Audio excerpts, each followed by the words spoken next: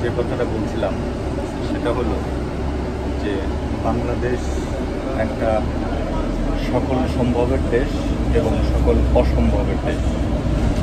সব কিছু খুব সহজেই সম্ভব হয়, আবার সব কিছু খুব সহজে অসম্ভব। এটা কীরকম?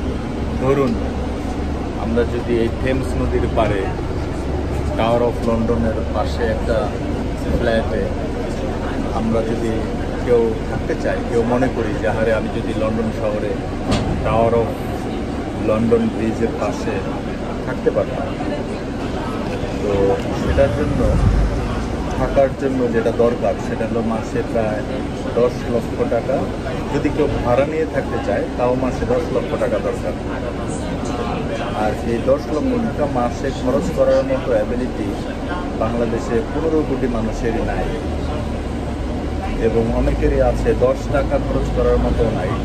লন্ডনের তারা স্বপ্ন তো দেখা দূরের কথা।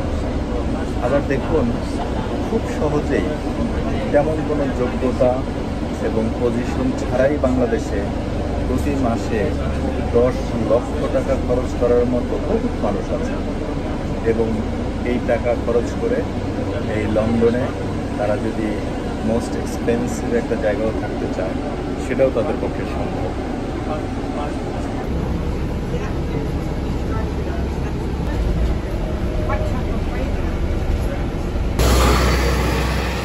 তো যেটা বলছিলাম যে কেউ যদি জাস্ট মনে মনে স্বপ্ন দেখে বা কল্পনা করে যে আমি লন্ডনের এরকম সুন্দর একটা ফ্ল্যাটে, লন্ডন শহরের কেন্দ্রবিন্দুতে একটা ভিআইপি ফ্ল্যাটে, আধুনিক একটা ফ্ল্যাটে থাকব, তাহলে অনেকেই আছেন তাদের মন্ত্রী মিনিস্টার হওয়ার দরকার নাই।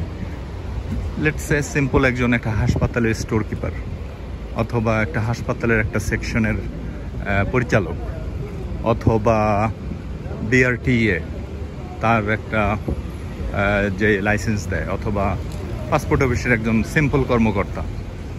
এরকম অনেকে হাজার হাজার এরকম পজিশনে আছে বাংলাদেশে, হাজার হাজার লোক যাদের আসলে সেরকম বড় কোনো পজিশন না, কিন্তু তাদের পক্ষে এই স্বপ্ন পূরণ করা সম্ভব। মাসে 10 লাখ টাকা খরচ করা কোনো প্রবলেম না, কোনো বিষয় না। তারা এরকম 5 স্টার 6 স্টার অ্যাপার্টমেন্টে থাকতে পারবে।